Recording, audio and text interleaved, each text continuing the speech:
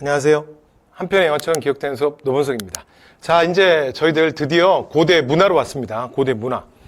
원래 그 각종 하는 건 포함해서 각종 한국사 시험에서 사실은 가장 까탈맞은 데 중에 하나가 사실 문화사입니다. 문화가 그래서 보통 우리가 이제 한국사 공부를 할 때 뭐라 그러냐면 진짜 고득점의 마지막 퍼즐이다.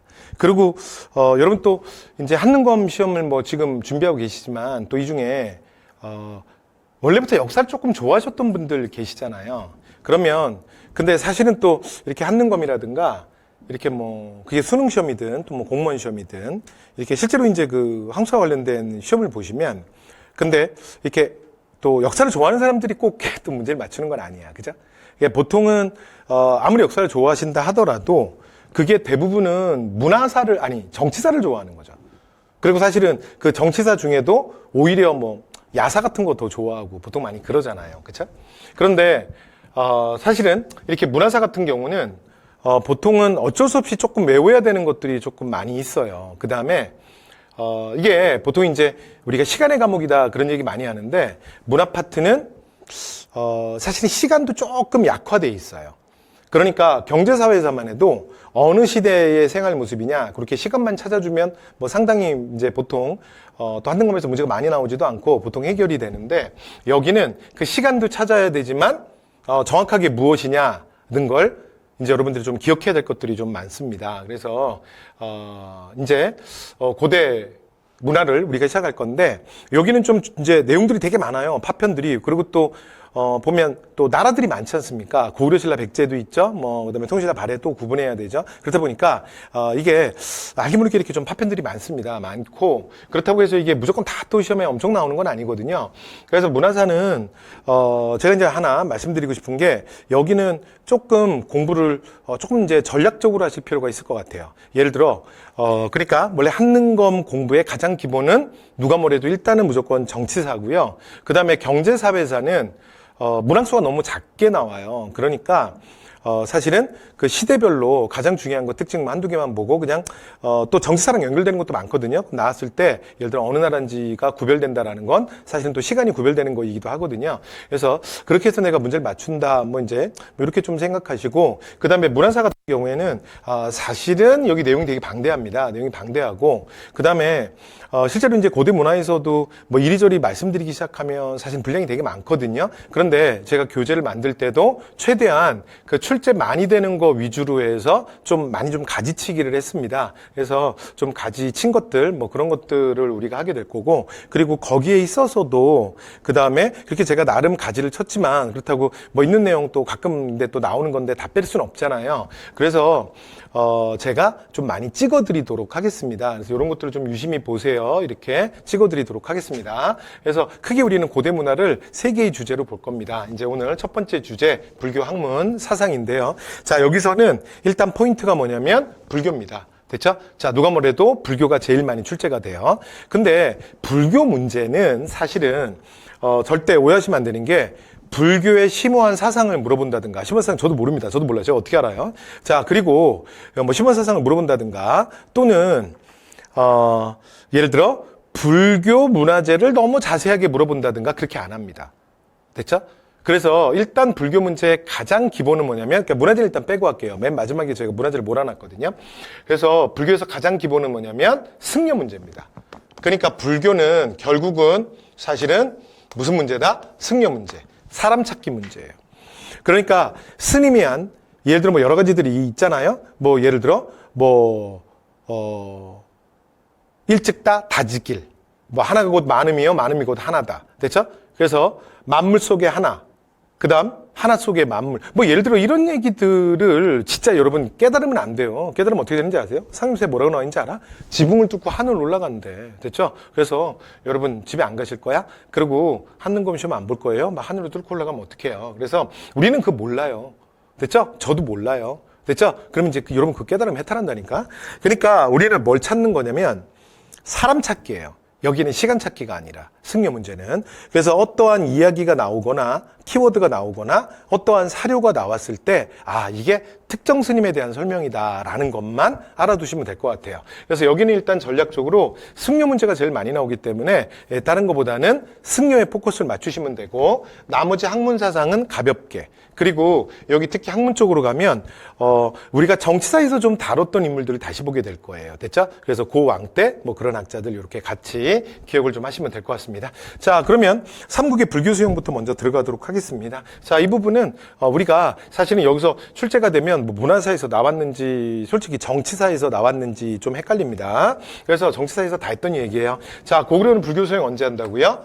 소수리망 때 북조 전진으로부터 수용합니다. 이게 해동불교의 시초예요. 제일 먼저고요. 그 다음에 한 10년 정도 있다가 자 백제는 동진의 마라난타로부터 침류왕 때 수용하죠. 그러니까 침류왕 협적 이거밖에 없다 그랬잖아요. 그렇죠? 그래서 자 침류왕 다음에 근초고왕 아니고 근초고왕 그러니까 전성기 다음에 침류왕 불교공인이다. 요거 앞에서 정치사에서 다 했던 얘기고 그 다음에 법흥왕 때 불교공인 다 기억나시죠? 자, 그 다음에 이제 불교식 왕명 자 법흥왕에서부터 진덕여왕 때고요. 그 다음에 여러 가지 사찰들이 만드는데 요것도 수업 시간에 다 했어요. 그쵸? 기억나세요?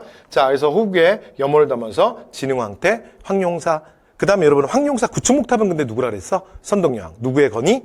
자장대사의 건의. 됐죠? 이거 말씀드렸죠? 그 다음에 선덕여왕 때 만들었던 사찰은 여왕의 이게 향기분자라 그랬죠? 향기가 나는 사찰이다. 그래서 분향사입니다. 자, 그 다음에 원광 세속오개. 요거 기억나시죠? 요거 시간도 좀 말씀드릴게요. 원광 세속오개 그럼 어느 왕이라고요? 진평. 그래서 고구려로부터 온달한테 땅 뺏기고 큰 위기 상황에서 사실은 걸사표라는 글을 그러니까 황제, 양제한테 보내게 되고 그게 대박이었다 그랬지. 그래서 이후에 신라는 대중국 외교에 굉장히 집착하게 됩니다. 이런 말씀 드렸고요. 그 다음에 자 자장대사 그럼 요건 언제라고요? 진평의 딸이었던 선덕여왕. 됐죠? 선덕여왕 때 실제 그러니까 의자왕한테 두들겨 맞아서 40여 성 뺏기고 그 다음에 대하성 기억나세요? 김품석, 성주 그리고 성주 부인. 그래서 김춘추의 첫째 딸과 사위. 기억나시죠? 그래서 김춘추가 크레이지 모드로 바뀌잖아. 자, 그래서 그 시기가 먼저다. 자, 자장. 됐죠? 그래서 요 시간 기억해 주시고요. 자, 그 다음. 요거는 정치사에서도 다 했던 얘기야. 자, 그 다음 이제 통일신라. 이제 가장 중요한 승려입니다. 사실은 불교 문제에서는 지금 요 페이지가 제일 많이 나와요. 요 파트가. 됐죠? 여기만 좀 잘 보시면 될 것 같아요. 실제로 우리나라 역사상 가장 큰 스님이라고 말하죠. 우리 역사상 가장 큰 스님이라고 말하는 게 원효대사죠. 그래서 원효부터 시작해 볼게요. 자, 일단 첫 번째, 원효. 자, 완전 중요하지. 의상, 완전 중요하지. 그래서 고대불교에서 사실은 쌍두마차입니다. 됐죠? 자, 일단 원효가 오늘날 우리가 역사적으로 가장 큰 스님이라고 말하는 이유가 뭐냐면 불교의 대중화 때문이에요. 이것 때문에 중요합니다. 그래서 원효는 아미타 신앙을 직접 자신이 전파해요. 아미타 신앙을. 됐죠? 그래서 이 아미타 신앙을 이제 우리가 뭐라 그러냐면 정토종이라고도 합니다. 정토종. 근데 실제로 정토종은 원래 인도 불교는 아니고 요거는 중국 당나라에서 들어온 거예요. 되죠? 그래서 이 아미타 신앙의 가장 핵심은 뭐냐면 사실은 불교가 너무 어려워요. 그 깨달음에 도달하는 게. 됐죠? 그래서 불교에서 기본적으로 해야 되는 사실은 내가 나를 가꾸어야 되는 그러니까 이 세 가지 이제 갖춰야 되는 삼학이라는 게 있는데 모르셔도 돼요.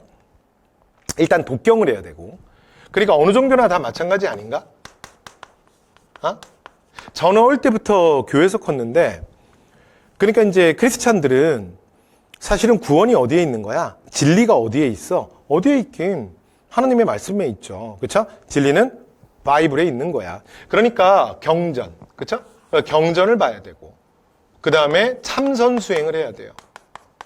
됐죠? 그리고 여러 가지 내가 실제로 불교도로서 여러 가지 또 해야 될 것들이 너무 많아요. 됐죠? 그래서 경전도 읽어야 되고 설법도 들어야 되고 참선 수행도 해야 되고. 근데 사실은 이 과정이 여러분 일반적인 사람들은 못해요. 됐죠? 못해. 그리고 시간도 없어. 그래서 여러분 우리가 지금 통일신라 불교를 얘기하는데 이 통일신라 불교랑 그 다음에 기존에 소위 말하면 삼국 불교와 가장 큰 차이가 뭐냐면 이 삼국 불교는 일단 첫 번째 철저하게 이게 왕실과 그 다음에 귀족들의 전유물이었어요. 그러니까 오늘날 여러분 일반 교회, 성당, 그 다음에 사찰을 생각하시면 안 돼요. 그러니까 예를 들어 뭐 길거리에서 내가 스님을 만난다? 승려를 만난다? 근데 스님을 내가 이렇게 가까이서 본 게 처음이야. 와, 진짜 막 그 걸어오시는데 막 번쩍번쩍해. 근데 너무 신기한 거야. 이제 스님이 오는데 내가 옆을 이렇게 계속 스님이랑 눈 마주치려고 이렇게 보다가 스님이랑 나랑 딱 눈 마주치는 순간 안녕하세요. 뭐 이렇게 인사를 했다. 여러분, 있을 수 없는 일이에요. 그러니까 예를 들어 일반 농민이 그러니까 예를 들어 저같이 평범한 사람이 그냥 뭐 곡괭이 들고 가다가 스님이 보였어. 근데 막 이렇게 곡괭이 들고 막 손을 들면서 아는 척을 한다? 여러분 있을 수 없는 일이야. 그러니까 그 삼국시대에는 승려와 같은 아주 특권 계층은 정말 왕족과 귀족만 상대하는 거예요. 됐죠? 그러니까 아무나 승려가 될 수도 없고 승려한테 말을 걸 수도 없어요. 됐죠? 그러니까 이게 삼국시대 불교거든요. 근데 통신라 불교의 가장 중요한 특징은 뭐냐면 이제 불교를 좀 불교답게 이해하게 돼요. 이런 고승들이 등장하면서.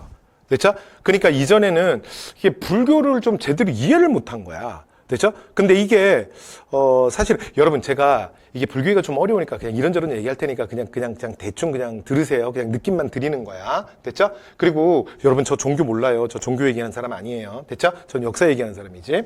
그래서 그러니까 뭐 이렇게 만약에 종교적인 어떤 얘기를 하면 그래서 이게 초기에 삼국불교를 우리가 뭐라 그러냐면 격의불교라 그러거든. 그러니까 불교를 정말 불교를 이해하는 게 아니야. 무슨 얘기냐면 불교 그냥 내 마음대로 이해하는 거야. 내 마음대로. 왜냐면 모르잖아. 그 다음에 또 하나. 그러다 보면 이게 실제로 오늘날에도 이게 종교에 사실은 좀 문제점, 이게 약점 중에 하나죠. 그렇죠? 이게 뭐 어느 종교나 다 똑같아요. 그러니까 그 종교의 교인은 사실은 성직자한테 너무나 많은 영향을 받는다는 거야. 그러니까 어떤 교회에 가면 저는 어릴 때부터 교회 있었지만 그 목사님 영향 너무 많이 받을 수밖에 없거든요. 그 다음에 사찰도 마찬가지죠.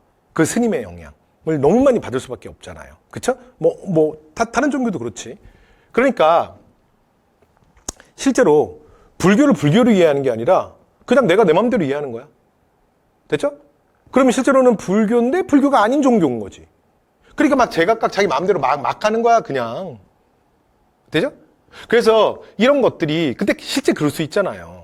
왜냐면 그때 불교가 뭐 제대로 교단이 와갖고 뭐 누가 뭐 제대로 전례 준 것도 아니고 그 다음에 만약에 불교의 의식이 있거나 어떤 뭐 예배 절차가 있다.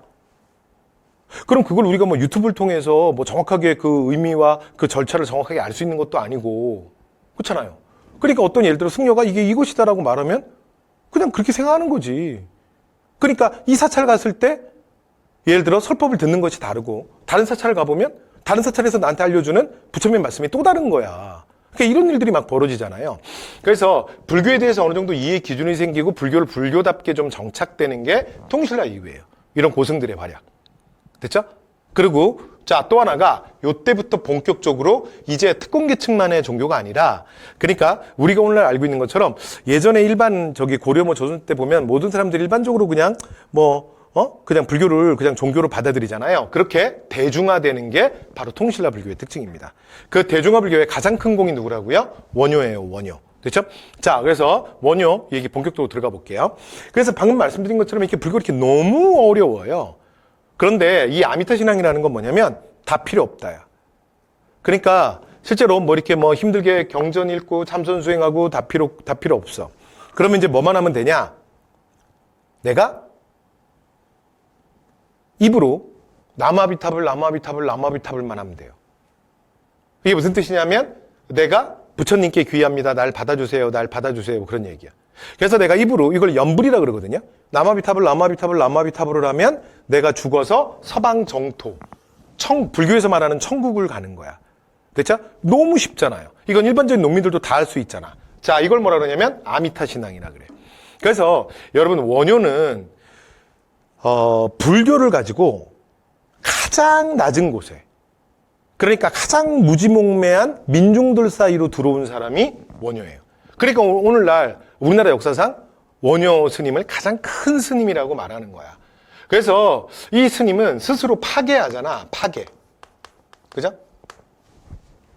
원효는 부인이 있잖아요. 아들도 있잖아. 그래서 좀 이따가 학자 얘기할 때 하겠지만 그 설총이 원효의 아들이잖아요. 되죠? 성씨가 다른데요? 그러시면 안 돼요. 세송명은 설씨고요. 원효는 법명이죠. 법명. 그래서 원효가 실제로 이제 설총, 그러니까 요석과 합방을 하고, 그리고 나중에 이제 설총이 태어나는 거잖아. 그래서 파괴한 이후에 스스로를 뭐라고 부르냐면 소성거사라고 불러요. 그러면서 광대 옷차림을 하고 전국 방방곡곡을 누벼. 되죠? 그 한 손에는 박을 들고 그러면서 무예가라는 노래를 지어서 집집마다 돌아다니면서 그러니까 전파를 하는 거예요. 그러니까 이 승려라는 건 정말 특권계층이고 화려하고 정말 대단한 사람들과 함께 다니는 사람인데 그런데 우리 동네에 특히 꼬맹이들이 볼 때는 얼마나 재밌어. 그러니까 내가 알고 있는 스님이랑은 이상한 무슨 웬 광대 옷차림을 한 무슨 뭐 거지 스님이 하나 나타난 거야. 그리고 나서는 노래를 알려주는 거죠. 그리고 따라해봐라. 그리고 그 안에 나무아미타불도 함께 있는 거야. 그래서 무지몽매한 백성들도 부처님을 알게 되고 나무아미타불, 연불을 함께 할 수 있게 된 거죠. 이것이 바로 그의 교화가 컸던 것이다. 제가 삼국유사 사료를 지금 대충 말로 풀어서 말씀을 드렸습니다. 그래서 원효사의 가장 위대한 게 바로 여기에 있죠. 자, 그다음에 이제 통신라 이후에 이제 각각 불교를 생각하던 것들이 좀 체계화되고 또 신라라는 하나의 나라 안에 들어오잖아. 그러다 보니까 또 하나 무슨 일이 생기냐면 또 갈등들이 많아져요. 왜냐하면 종파 간 그리고 또 각자 이게 뭐 완전히 일원화된 시스템이 아니라 그랬잖아. 그래서 여러분 오늘날도 기독교를 보면 근데 이게 기독교만의 문제가 아니라 이 불교만의 문제가 아니라 모든 종교가 원래 다 그래요. 이게 뭐 파들이 많잖아요. 그렇죠? 그래서 기독교도 보면 뭐 캐솔릭이 있고 프로테스탄트가 있고 뭐 그리스 정교가 있고 뭐 프로테스탄 안에서도 보면 뭐 감리교가 있고 장로교가 있고 침례교가 있고 뭐 성결교가 있고 막 이게 많잖아. 그런 것처럼 불교도 종파 간에 실제로 바라보는 입장들이 상당히 다르고 이런 것들이 실제 요 시기에는 굉장히 많은 대립 구도를 갖게 돼요. 그러니까 여기에 대해서 자 이제 원효가 당시에 원효보다 불교에 대한 이해가 깊은 고승이 없었거든요. 그래서 원효가 무슨 얘기하냐면 한부처를 향한 한마음이다. 쟁하지 마라. 그러면서 일심을 얘기해요. 그렇죠? 그래서 이런 대립을 조화시킨 거지. 그래서 이거를 다른 말로 뭐라고도 하냐면 그의 화쟁 사상이라고도 합니다. 화쟁. 쟁하지 마라. 여기까지 됐죠? 그런데 이게 아무나 뭐 쟁하지 말라 그래서 뭐 사람들이 뭐 싸우지 말라고 하면 뭐 안 싸우겠어요? 그러니까 이게 원효가 당시에 워낙 불교에 대한 이해가 깊었고 워낙 고승으로서의 이름이 있었던 거죠. 됐죠? 그래서 사실은 이런 여러 가지 사상각 이제 대립 이런 것들이 조화되는데 또 하나의 역할을 합니다. 그래서 원효는 이렇게 크게 한 3가지 정도 볼 수 있어요. 불교의 대중화, 그 다음에 일심, 화쟁, 그리고 또 하나가 뭐냐면 여러 가지 저술활동이야. 이 저술활동은 뭐냐면 이게 무슨 의미가 있냐면 이제 불교에 대해서 그만큼 좀 정확하게 이해가 됐다는 거예요. 그래서 오히려 한국 사람들이 사실은 원효를 잘 모르죠. 원효는 사실은 불교계에서는 되게 유명한 스님이에요. 특히 동남아 쪽이 싹 다 불교잖아요. 그래서 그쪽 가면 예전에는 한국을 지금은 뭐 케이팝의 나라, 한류의 나라지만 예전에는 원효의 나라로 이해를 했습니다. 그래서 원효는 살아있는 동안에 저술활동도 되게 많이 하거든요. 그런데 요 3개의 책은 꼭 기억하셔야 됩니다. 그러니까 뭐 지었다라고 알려진 책이 한 200권은 되는데 물론 오늘날 그렇게 많이 남아있지는 않아요. 몇 개 안 남아있는데 그중에 3개 대승기실론서, 금강산매경론, 신문화쟁론. 그렇죠? 그래서 이 사실은 저서들은 불교에 대해서 얼마나 원효가 정확하게 이해했는지 그리고 또 이 책들을 통해서 이제 한국 불교도 불교를 그러니까 승려들이 막 자기 마음대로 해석하거나 뭐 자기 마음대로 하는 게 아니라 어느 정도 이해하는 이런 틀을 좀 갖게 됩니다. 됐죠? 자, 이렇게 해서 원효 스님에 대한 말씀 다 드렸습니다. 자, 의상으로 갈게요. 자, 의상은 실제로 원효와 같은 시대를 살았던 사람이지, 같은 시대. 그리고 아까 여러분 여기 그 파괴하고 제가 무슨 얘기 했었냐면, 원효는 그 부인이 있잖아. 그쵸? 그래서 여기 이제 요석공주잖아요. 요석. 근데 요석공주 얘기 좀 잠깐만 하면, 여러분 요석은 그러니까 무열왕의 둘째 딸이에요. 그러니까 무열왕이 앞에서 뭐 이런 얘기 했던 거 기억나시죠? 그러니까 춘추가 딸바보라 그랬잖아. 근데 첫째 딸이 642년 대야성이 함락되면서 그 백제놈들에 의해서 아주 비참하게 죽잖아요. 그 둘째 딸이야. 그런데 둘째 딸이 근데 요석이 당시에 이제 처녀는 아니었고요. 요석은 과부였어요. 그러니까 김춘추가 그 사실은 좀 더 정확하게 말하면 이게 사이복이 없는 거야. 그러니까 김분서이가 대야성을 지키지 못했었고 그래서 자기 딸도 같이 죽잖아. 그리고 이제 그 둘째 사위는 또 빨리 죽어요.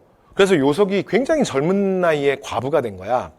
그런데 사실은 원효가 굉장히 그 중앙에서 유명해지게 된 게 사실은 이게 금강산매경이라는 경전이 들어오면서거든요. 근데 그걸로 이제 해석을 하고 설법을 할 수 있는 그 당시에 이게 워낙 어려운 책이라 그러니까 신라의 승려들이 없어서 그러면서 사실은 무열왕한테 추천이 들어왔는데 그게 원효라는 스님이에요. 그러면 가능할 것이다. 그러면서 이제 원효가 들어와서 이 금강산매경론으로 설법을 해요. 근데 워낙 불교를 잘 알고 그러니까 원래 잘 아는 사람은 원래 쉽게 설명하는 거야. 그렇죠? 그러니까 여러분도 내가 무언가를 알면 누군가한테 설명할 때 이게 말이 좀 쉽게 안 되고 어렵게 자꾸 말이 이렇게 나오면 그 정확하게 잘 모르시는 거예요. 자, 어쨌든 간에 그래서 원효가 이제 재밌고 쉽게 설명하는데 그 자리에 요속도 있었거든. 그 원효가 궁 안에 들어왔던 그 원효의 모습을 보고서는 요속이 꽂힌 거야. 그러면서 나 저 스님 아니면 안 돼. 그러면서 근데 그 되겠어요? 그 하필이면 왜 또 승려야? 왜 승려야? 그런데 되겠냐고. 그러니까 나 밥 안 먹어 죽을 거야. 이렇게 된 거야. 그래서 춘추가 원효한테 가지. 그래서 뭐 중생을 구제한다며 그럼 우리 딸은 어떻게 할 거냐. 그래서 원효가 제가 하겠습니다. 그리고서는 이제 합방을 하는 거예요. 됐죠? 그리고 스스로 파기했다 그랬죠? 자, 그래서 제가 요속공주 얘기 좀 잠깐 말씀드렸는데, 자, 이제 의상 갈게요. 그래서 의상은 시간선 좀 잡아드리면 둘이 8살입니다. 그래서 동시대를 살았고 둘이 친한 사이예요. 그래서 우리가 원효 그러면 제일 여러분이 잘 기억하시는 게 그 해골물에 일하잖아. 그래서 당나라 유학 가려고 하다가 사실은 해골물 먹고 깨달음을 얻잖아요. 일체 유심조. 그래서 세상의 모든 것은 마음이 지어낸 것이다. 그러면서 원효가 유학을 떠나지 않죠. 그렇죠? 근데 그때 같이 가려고 했던 그 둘이 동굴에서 자잖아? 그게 이제 그 등만 보이는 게 의상이에요. 그렇죠? 그 의상만 보였던. 근데 이제 의상은 사실은 갑자기 그러니까 원효가 8살 많거든요. 그리고 이제 의상은 요거 하나, 요 사람 진골입니다. 진골. 원효는 육두품이에요. 그리고 당시에 신라의 승려들은 대부분 육두품들이 많았어요. 그런데 의상은 특이하게 진골입니다. 그리고 김씨예요. 됐죠? 딱 경주 김씨. 그런데 그러니까 뭐 계층상 최고 계층이지. 그래서 그러니까 우리가 이제 그러니까 신라 시대 승려 중에 가장 대표적으로 진골이고 김씨고 중국 유학파고 그러면 대표적인 두 명이 자장과 의상입니다. 그러니까 자장과 의상이 그런 면에서 좀 공통점이 있죠. 그런데 이제 의상은 사실 갑자기 원효가 이제 오늘 배 타야 되는 날인데 밤에 이제 동굴에서 하룻밤 미리 자다가 그 해골물에 물 먹고 막 왁왁 하고 막 토하고 막 그러면서 깨달음을 얻었다 그러는 거 아니야. 근데 의상은 물론 형이 걱정이 되죠. 근데 뭐 자기가 볼 땐 뭐 깨달음을 얻는 건 모르겠고 뭐 형이 토했는데 그죠? 그리고 뭐 걱정 좀 하면서 중국 유학을 갑니다. 그래서 중국에 가서 화엄종을 배워오는 거예요. 그러니까 우리나라에 들어오는 다 종파들은 우리나라에서 만드는 게 아니라 중국 종파가 우리나라에 들어오는 거야. 그래서 뭐라 그러냐면 화엄종인데 우리의 화엄종이잖아요. 그래서 해동 화엄종 이렇게 부르는 거야. 해동이란 말이 우리란 얘기야. 됐죠? 네, 해동, 동국, 조선, 사만 전부 같은 말이야. 우리를 지칭하는 말이야. 오늘날 우리로 말하면 대한, 한국, 코리아 뭐 이런 말이에요. 됐죠? 네, 그래서 뭐 대한, 뭐 조계종 뭐 이렇게 얘기하잖아요. 그렇죠? 그런 것처럼 해동 화엄종을 중국에 가서 그러니까 제대로 배워와요. 그런 다음에 우리나라에 와서 화엄종을 개창합니다. 됐죠? 자, 그리고 의상은 원효가 불교를 가지고 가장 낮은 곳으로 내려왔던 사람이라면 의상은 원래 신부도 높았고요. 가장 높은 곳에 있었어. 항상 누구 옆에 있다? 문무왕 옆에 있습니다. 됐죠? 그래서 문무왕의 사업을 돕기도 했어요. 이 사람이 의상이에요. 그래서 이 의상 대사는 항상 왕 옆에 있으니까 아무래도 스포트라이트를 많이 받겠죠? 그래서 의상에 신경을 많이 쓰셨나 봐요. 자, 잘못했습니다. 자, 계속. 자, 그러면서 이제 이 화엄사상을 정립하는데 이 화엄사상의 핵심이 일즉다 다즉일이에요. 하나가 곧 많음이요. 많음이 곧 하나다. 그래서 이 많음과 하나의 소위 말해서 조화와 통합. 그래서 이거 뭐 원흉회통이라고도 하는데 뭐 이런 어려운 말 모르셔도 됩니다. 자, 어쨌건 이런 것들을 얘기해요. 그래서 이제 이게 하나의 시로 쓰여지거든요. 210자에. 그래서 우리가 뭐 이것도 의상이 썼던 책이라고 말하는데 실제로는 이게 뭐 시입니다. 시. 그래서 이게 뭐냐면 화엄일승 법계도예요. 그래서 의상은 여러분 아까 원효는 책이 좀 많았잖아요. 그래서 우리가 한 3개 정도만 좀 기억해 주시죠. 제가 이렇게 말씀드렸는데 자, 의상 같은 경우는 하나만 기억하시면 돼요. 어차피 하나밖에 없습니다. 됐죠? 화엄일승 법계도 만물을 아우르는 하나 속에 있는 만물. 그래서 일찍다, 다지기를 얘기하는 거예요. 자, 그래서 요거 의상의 글, 요거 기억해 주시고요. 그 다음에 의상도 불교의 대중화에 기여해요. 자, 물론 아미타 신앙입니다. 똑같이. 그러니까 아미타 신앙만으로는 구별이 안 됩니다. 그래서 나중에 여러분 실제로 한능검 그 기출을 풀어보시면 원효에 대해서 불교의 대중화를 말할 때 원효에서는 제일 중요한 게 불교의 대중화거든. 근데 이 불교를 대중화를 말할 때 무예가를 지어 부르면서 집집마다 돌아다니며 전파했다. 이 표현. 그러니까 본인이 직접 실천한 거잖아요. 그렇죠? 그래서 민중 속으로 불교를 가지고 들어갔잖아. 그러니까 이 표현이 기출에서 제일 많이 나왔어요. 됐죠? 네, 그래서 원효에선. 자, 그 다음에 의상도 아미타 신앙이에요. 그리고 아미타 신앙은 사실은 원효가 만든 건 아닙니다. 그러니까 당시 중국 당나라에서 만들어진 거야. 그게 우리나라에 들어온 거예요. 그래서 의상도 아미타 신앙이에요. 근데 의상은 아미타 신앙에다 하나가 더 있습니다. 그러니까 현세에서 고난에 구원받고자 하는 관음 신앙입니다. 그래서 요거 하나 노트장 찍어주시죠. 그러니까 제가 이런 말씀 드렸잖아. 아미타 신앙은 정토종이라고도 한다 그랬죠. 남아미탑을 하면 내가 죽어서 어디 가는 거야? 천국 가는 거야. 서방 정토. 그런데 여러분 죽어서 가는 거니까 이건 무슨 신앙이야? 이건 내세잖아요. 죽고 난 다음 세상 얘기잖아. 그런데 그러면 지금 이 땅에서 내가 살아가는데 고통받을 때는 나는 누구한테 도움을 청해? 그게 현세예요. 현재. 됐죠? 그래서 내가 지금 고통받을 때 날 도와주세요. 이게 관음신앙입니다. 여기까지 됐죠? 자, 이렇게 해서 불자들의 말이 여기서 끝나는 거야. 그래서 통신라 이후에 불자들이 연불할 때 뭐라 그래? 남아비탑을 관세음보살. 남아비탑을 관세음보살. 그렇게 하는 거야. 그렇죠? 자, 이렇게 해서 의상에 대한 자 말씀까지 다 드렸습니다. 됐죠? 자, 그 다음에 해초입니다. 자, 해초는요 하나만 기억하시면 돼요. 이게 구법승이거든요. 그래서 왕호 천축국전. 그래서 이게 천축국이라는 게 뭐냐면 옛날에 우리가 인도를 뭐라고 불렀냐면 천축이라고 불렀어요. 됐죠? 중국에서 선축이라고 불러서 우리도 한자로 그냥 같이 불렀어. 그래서 그러니까 인도 갔다 온 이야기예요. 됐죠? 그래서 인도의 그 5개 나라를 쭉 보고 와서 그래서 기록했다. 그래서 그러니까 오늘날 우리 표현으로 하면 인도 기행문입니다. 됐죠? 자, 그래서 해초가 그래서 이제 중국을 거쳐서 인도를 갔다 오는 과정에서 이제 인도를 가서 본 거, 중앙아시아를 가서 본 거, 자, 그걸 기록해 놓은 책입니다. 됐죠? 자, 근데 실제로 뭐 인도가 워낙 기록이 없어서 인도 고대사를 연구하는데 굉장히 중요한 자료이기도 합니다. 그리고 현재는 왕호천축국전은 실제로 2개로 이루어졌는데 현재는 하나만 전합니다. 그리고 요 하나는 어디 있냐면 하나는 프랑스 국립도서관에 있습니다. 됐죠? 세계에서 가장 오래된 그러니까 금속알짜 직지심체 요절도 프랑스 국립도서관에 있죠. 됐죠? 요 둘 다 국립도서관에 있고 주의사항은 뭐냐면 여러분 이건 조선왕조 의궤랑은 경우가 좀 다릅니다. 조선왕조 의궤는 1866년 병인양요 때 프랑스군이 약탈해간 약탈문화재잖아. 근데 이거 같은 경우는 약탈문화재라고 보기에는 좀 애매해요. 그래서 우리가 그러니까 실제로 이게 우리의 중요한 문화재니까 좀 주시면 안 돼요라고 프랑스한테 요청은 할 수 있겠지만 그런데 우리가 돌려달라고 무조건 말할 수는 없어요.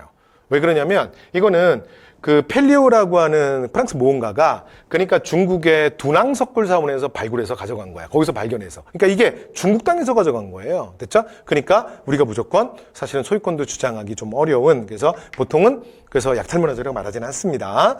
자, 해초는 요거 하나만 기억하시면 돼요. 끝. 자, 그 다음에 이제 선종 갈게요. 자, 선종불교는 제가 앞에서 호족이랑 그 신라 육두품 얘기하면서도 우리가 반신라 세력의 사상적 기반이다 뭐 이런 얘기 했잖아요. 그래서 그러면 이제 선종불교가 뭐냐? 자, 이제 그 얘기를 해야 되는데 선종불교는 이런 거예요. 이제 제가 문화파티 가서 할게요 그랬잖아요. 선종불교는 이전에 없었던 새로운 불교입니다. 뉴 불교예요. 그렇죠? 그래서 이전 불교 그래서 원래 있었던 중국에 들어왔던 대승불교 중에 새로운 하나의 갈래가 생긴 거야. 그래서 선종이 생기면서 이전 불교를 뭐라고 부르게 되냐면 교종이라고 부르게 됩니다. 됐죠? 그런데 교종은 원래 뭐 특별히 따로 외우실 필요가 없어요. 그러니까 그냥 원래 불교입니다. 그래서 원래 불교라서 여기는 이 교종 불교는 원래 여러분 불교가 깨달음에 도달하는 종교잖아. 그래서 그 깨달음에 도달하는 방식이 뭐냐라고 했을 때 이 교종 불교는 바로 부처님의 말씀을 통해 그러니까 불경, 진리는 어디 있는 거야? 경전에 있는 거예요. 그런데 여러분 요런 거는 외우는 게 아니야. 왜냐하면 너무 당연하지. 아니 안 그런 종교가 어디 있어? 아니, 기독교인들에게 진리가 어디 있어? 그럼 뭐라 그러겠어요? 뭐 어디 있긴 바이블에 있는 거죠. 하나님의 말씀에.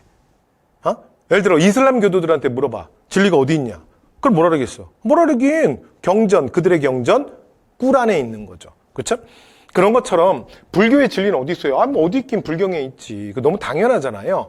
그런데 원래 있었던 이 불교, 요게 이제 원래 불교예요. 그래서 원래 불교에 대항하는 뉴 불교가 등장한 거야. 그래서 이 뉴 불교는 뭐냐면 깨달음에 도달하는 방법이 사실은 그러니까 경전에 있는 것이 아니다. 그래서 진리는 문자로 세워질 수도 없고 문자로 전달될 수도 없다. 그래서 이 선종에서 쓰는 말이 뭐냐면 분립 문자예요. 진리는 문자로 세울 수 없고 문자로 전달할 수도 없다. 그러니까 진리라고 하는 건 그러니까 소위 말하면 단순한 그러니까 불경에 대한 경전에 대한 지식들의 총합이 아닌 거야. 그러니까 진리라고 하는 건 불경에 대한 모든 지식을 합쳐도 그것보다 더 큰 무언가야. 이게 뭐야? 이게 진리라고. 그러니까 경전에 대한 지식을 그러니까 교정불교는 이런 거예요. 경전에 대한 지식을 스텝 바이 스텝, 스텝 바이 스텝, 스텝 바이 스텝, 스텝 바이 스텝 쌓아서 진리에 도달하는 거야. 근데 선종은 이것 자체를 부정하는 거예요. 그렇게 안 된다는 거야. 진리는 단순한 지식의 합이 아니야. 그래서 진리 전체를 한 방에 깨닫는 이 방법밖에 없다. 그러면 그걸 어떻게 하느냐? 바로 실천 수행을 통해서 한다야. 그래서 이들이 정말 중요하게 생각하는 게 참선 수행이에요. 그래서 이 참선 과정을 통해서 진리라고 하는 것은 그러니까 스텝 바이 스텝으로 그렇게 그냥 1 더하기 1 더하기 2 더하기 3 더하기 1 더하기 3 더하기 이렇게 그냥 더해서 100이 만들어지는 것이 아니라 그것보다 훨씬 더 큰 무언가 그 진리를 단박에 깨달아야 한다. 그래서 이걸 선종불교에서 뭐라 그러냐면 도노라고 합니다. 됐죠? 도노. 돼지 5마리 아니에요. 문득 진리를 한 방에 다 깨닫는 거야. 단순한 지식의 합을 뛰어넘는. 됐죠? 그래서 자 바로 그냥 해탈을 하는 거예요. 이게 선종불교의 특징입니다. 자 그렇다 보니까 선종불교는 어떤 특징이 나타나냐면 이렇게 참선 수행을 통해서 한 번에 파격적으로 깨달음을 얻게 되잖아. 그래서 기존에 그러니까 권위를 중시하는 경전. 그러니까 경전의 핵심이 뭐냐면 여러분 어떤 종교의 경전이든 원래 그 경전이라는 건 그 종교 집단의 사실은 굉장히 중요하게 생각하는 가치와 여러 가지 그 생활 양식들 이런 것들의 총체거든요. 됐죠? 그래서 이건 가장 큰 권위를 보여주죠. 그런데 새롭게 중국에서 등장했던 이 뉴불교, 선종은 그런 기존 권위에 대한 도전이거든. 그래서 선종불교는 기본적으로 어떤 특징이 있냐면 선종불교는 기본적으로는 특징이 굉장히 반질서적이에요. 그러니까 기존의 권위를 부정하는 거지. 지금 제가 무슨 말씀 드리는지 이해되시죠? 됐죠? 그래서 자 우리나라에 고려 말에 그러니까 신라 말에 도의가 최초로 이제 전파를 해요. 그래서 만들어지는 게 가지산파인데 뭐 이름 모르셔도 돼요. 자 그런데 나중에 여러분 이게 누가 엄청나게 지지를 받냐면 이게 신라 하대에 이게 폭발해요. 왜 그러냐면 지방 호조 그리고 육두품들이 엄청나게 지지를 하는 거예요. 그게 신라 하대에 크게 유행합니다. 그래서 구산선문 그래서 정적으로 거대한 9개의 문파가 나와요. 그렇죠? 그러니까 이 반신라 세력들이 여기에 열광했던 게 조금 전에 말씀드린 것처럼 교종은 굉장히 질성호적이고 기존의 권위를 중시하거든요. 그러니까 스텝 바이 스텝, 스텝 바이 스텝, 스텝 바이 스텝. 근데 여러분 신라가 정말 그게 심한 그 계층구조가 심한 골품제 사회잖아. 그러니까 뭐 4두품위에 5두품, 5두품위에 6두품, 그다음에 뭐 진골 뭐 해가지고 그 사실은 꼭지점에 있는 게 뭐야? 왕이잖아요. 그러니까 이 실제로 신라 왕, 그 다음에 신라의 골품제에 불만이 많았던 사실은 이 반신라 세력들이 선종을 만나면 완전히 딱 거기에 결탁하는 거지. 이 선종불교야말로 내가 한 방에 깨닫는 순간 그러니까 그 기존의 질서가 한 방에 다 뒤집히는 거야. 이해됐죠? 그래서 이 반신라 세력의 사상적 기반이 됩니다. 그래서 고려개창의 사상적 기반이 된다. 요거 기억하시고요. 그 다음에 여러분 우리가 그 정답에서 맞출 때는 이렇게 그냥 이해하시면 돼요. 그러니까 지금 좀 덜 외우라고 좀 약간 느낌을 드리려고 제가 이렇게 말씀드린 거야. 당시에 뉴불교다. 그리고 참선수행. 그러니까 종교는 항상 경전을 중시하는데 여기는 경전이 아니야. 진리는 문자로 세울 수 있는 것이 아니야. 자, 그리고 그 다음에 신라 하대에 유행한다. 그리고 또 하나 이들은 그래서 기존에 부처님을 모시고 있는, 그러니까 부처님의 무덤이죠. 그 탑뿐만이 아니라 이들은 승탑, 탑비가 유행하게 돼요. 요걸 합쳐서 부도라고도 부르거든요. 요걸 합쳐서. 그러니까 나를 진리로 이끌어준, 그러니까 경전이 아니라 내 스승. 그러니까 내가 참선 수행을 하려면 이게 굉장히 철학적 사유거든요. 이게 되려면 뭔가 생각의 거리가 있어야 되잖아. 근데 그거를 이끌어준 게 누구냐면 나의 스승. 됐죠? 그래서 큰 스님이에요. 큰 스님. 그래서 승려가 이 큰 스님이 죽잖아요. 그러면 승려들은 입적을 하잖아. 화장.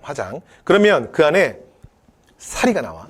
그러면 그 스님의 사리를 보관하는, 그러니까 일반 그 대웅전, 됐죠? 네, 그래서 그러니까 일반 그런 이제 불교 사찰에 만들어 놓은 탑이 아닙니다. 원래 탑은 부처님, 그러니까 석가모니의 사리를 보관하는 석가모니의 무덤이고, 됐죠? 여기는 승려, 내 스승, 나를 깨달음으로 이끌어준 그 스님을 굉장히 중요하게 생각해요. 그 계통. 그래서 승탑은 승려의 무덤입니다. 됐죠? 그래서 요거는 그 대웅전 앞에, 그러니까 금당 앞에다 크게 만드는 게 아니라 보통은 뒷뜰에다 만들어요. 왜냐하면 무덤이니까. 그러니까 보통 우리 조상의 무덤, 할아버지 할머니 무덤 하면 뒷뜰로 가야 되잖아. 그죠? 자, 그래서 이제 승탑과 삽비가 자, 선종의 대표다. 요거 같이 기억해 주시면 될 것 같습니다.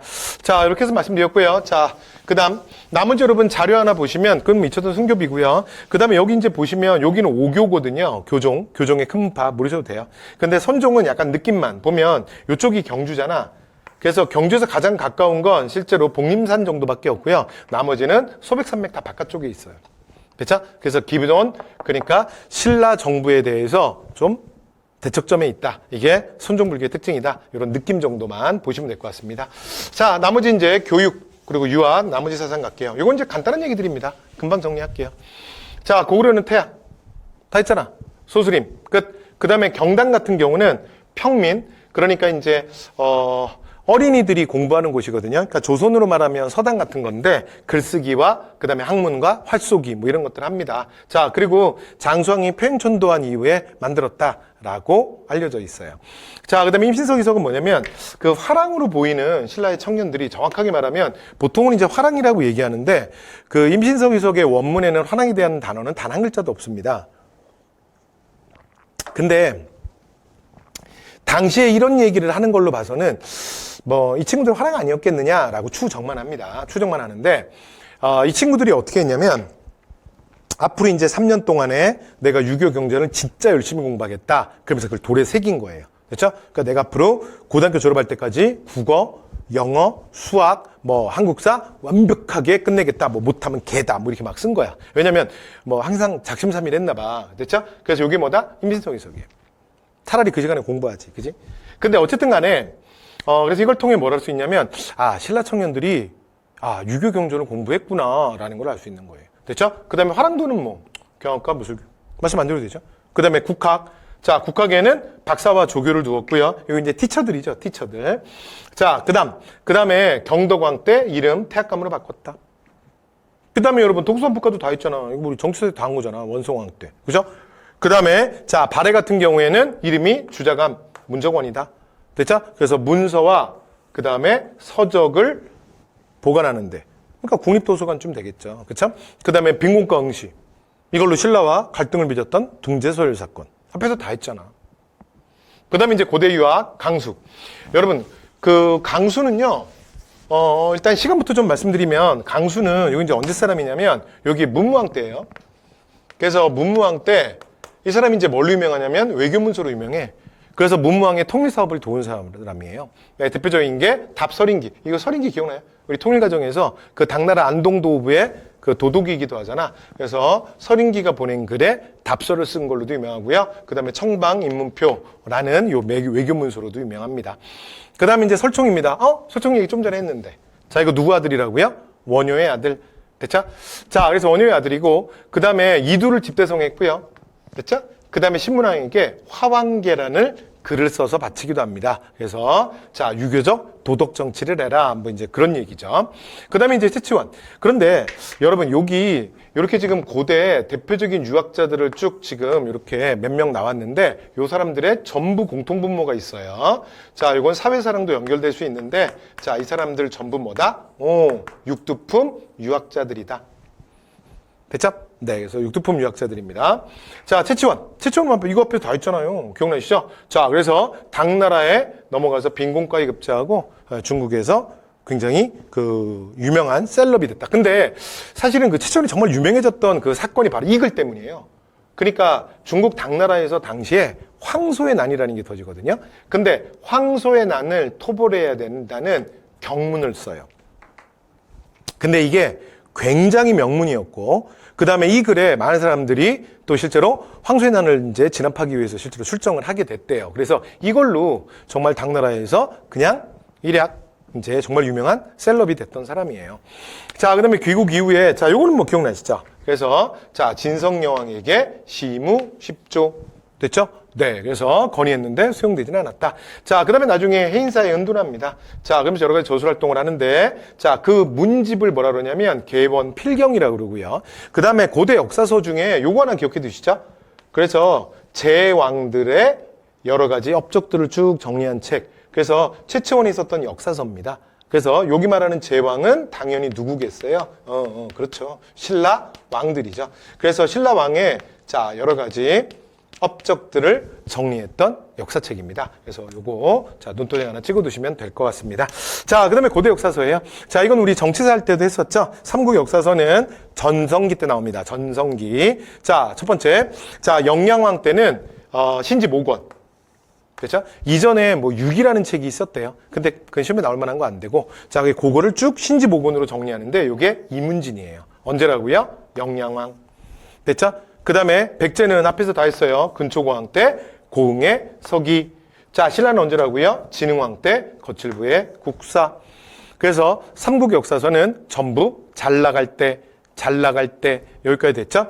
자, 물론 그 7세기 영영왕은 전성기는 아니죠. 그러나 수나라 113만 대군을 물리치는 그래서 뭐 결코 나쁘지 않잖아. 그죠? 자, 그래서 이렇게 셋 시간만 기억하시면 돼요. 이 역사서 남아있지 않거든요. 시간만. 자, 그 다음에 통일신라의 대표 김대문입니다.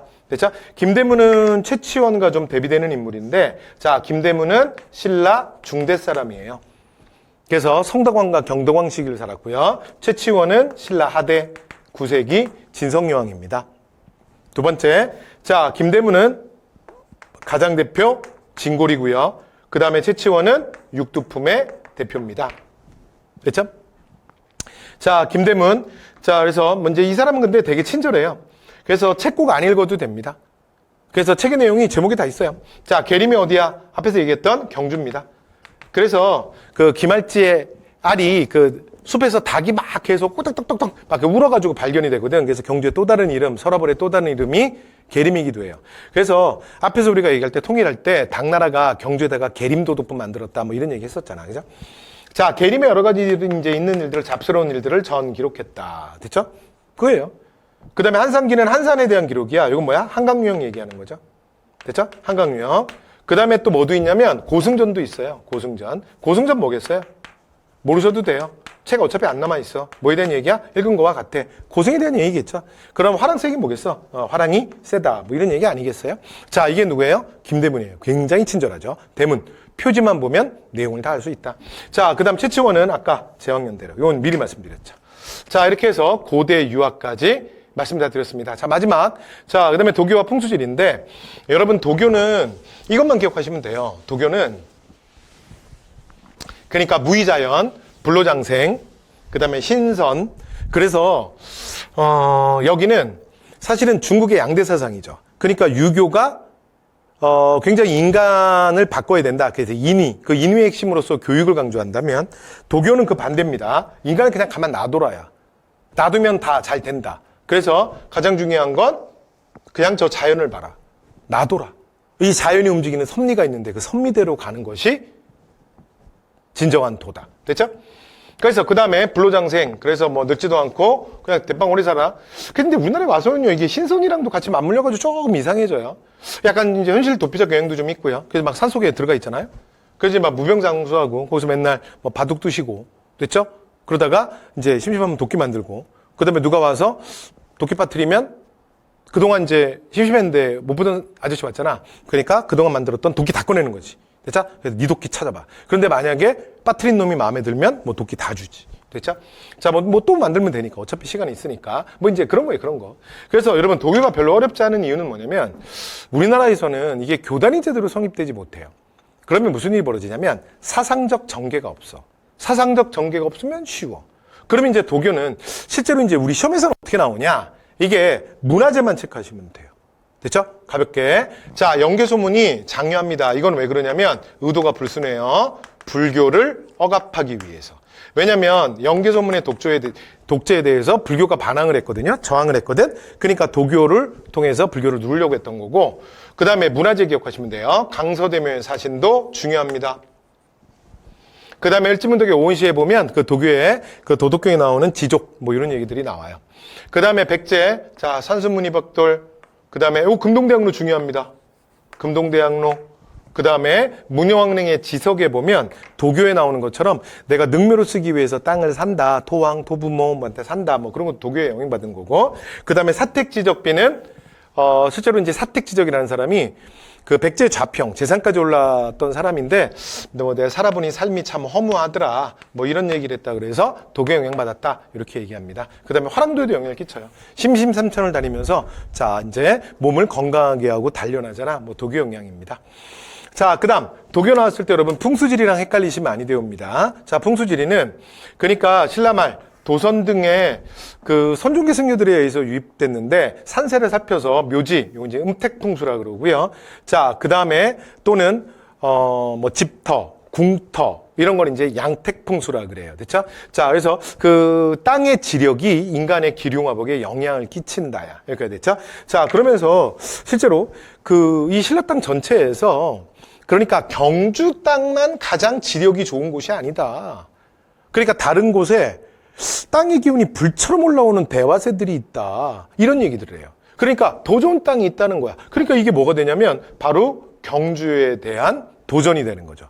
그래서 경주 주심의 사상이 탈피되는 거야. 이렇게 됐죠? 그래서 나중에 실제로 요 호족들이, 지방 호족들, 예를 들어 우리 동네가 나 평양에 사는데, 예를 들어 나 한양 뭐 한강유역에 사는데 이 땅이 진짜 좋다. 그러면 엄청 좋은 거지. 이게 경주보다 더 좋은 땅이다. 그러면 이제 그 지역 사람들 얼마나 좋겠어요. 그래서 호족의 지지를 받게 됩니다. 되죠? 그래서 이 풍수지리는 평소에는 뭐 인간에 그렇게 기륭화복에 영향을 끼친다 그러는데 이게 왕도도 사실은 생명체처럼 태어나고 성장하고 발전하고 병들고 죽고 역사로 사라져가고 뭐 그렇게 유기체처럼. 그러니까 이게 국가에 사실은 적용이 돼버리면 이게 어느 순간 갑자기 혁명적 사상으로 세기말 현상과 함께 맞물리면 혁명적 사상으로 바뀌기도 합니다. 됐죠? 자, 이렇게 해서 말씀드렸고요. 자, 그래서 나머지 도교는 여러분 문화재만 좀 보시면 돼요. 자, 사신도. 그래서 강서대묘의 사신도입니다. 이 도교에 나오는 그러니까 이제 그 사후세계를 지키는 4개의 방위신이에요. 됐죠? 네, 그래서 여기는 북쪽의 수호신입니다. 됐죠? 그래서 보시면 몸은 사실은 상상 속의 동물이죠. 몸은 거북이고, 그 다음에 목은 뱀인데, 와, 길이가 장난 아니지. 뭐, 이 개인기 봐봐. 우와, 장난 아닌데? 머리도 보면 하나가 아닌데? 자, 여기가 이제 북현무예요. 그 다음에 남주작, 좌총령, 우백호. 됐죠? 사신도는 다 도교입니다. 자, 그 다음 백제문화재 중에서는 이게 제일 중요해요. 자, 금동대학로. 됐죠? 백제 금속 가공 기술의 수준을 보여주고요. 그 다음에 여기 신선들이 산다는 삼각산이에요. 그리고 여기 이제, 뭐 도사들도 잔뜩 보이고, 그 다음에 이 용도 사실은 도교의 상징이고, 그 다음에 여기 위에 있는 봉황도 도교의 상징이에요. 됐죠?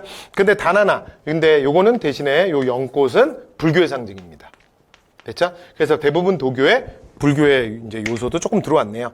특히 금동대학로는 여러분 이제 굉장히 중요한 문화재이기 때문에, 그리고 요거는 다음 강좌, 제가 문화재 파트에서도 말씀드리겠지만 요런 주요 문화재들 있죠.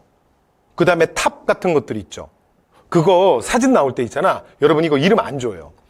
그래서 여러분 요런 것들은 계속 눈도장을 좀 찍어 두셔야 됩니다. 그리고 특히 금동대학로는 중요한데 여기 어디서 발견되냐면 나중에 고분할 때 또 할게요. 능산리 고분군 절터 앞에서 발견돼요.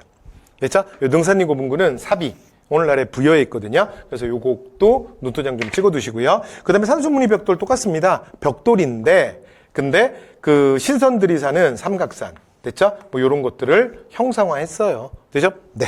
그래서 도교의 영향이다. 자, 그래서 이렇게 자 문화재 도교에 영향받은 거 이렇게만 체크해 두시면 될 것 같습니다.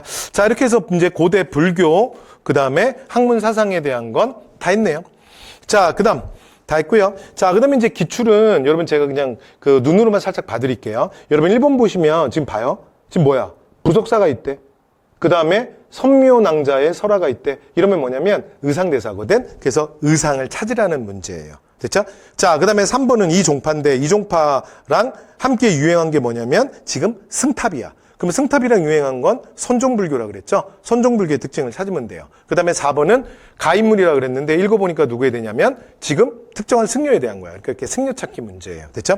이런 식으로 자 출제가 됩니다. 자, 이렇게 해서 말씀 다 드렸네요. 자, 다 드렸고요. 자, 그래서 이번 강좌에서는 여기까지 하도록 하겠습니다. 그래서 다음 강의에서 고대, 고분, 그리고 과학기술, 그리고 문화재 전체를 정리하도록 하겠습니다. 여러분 수고 많이 하셨습니다.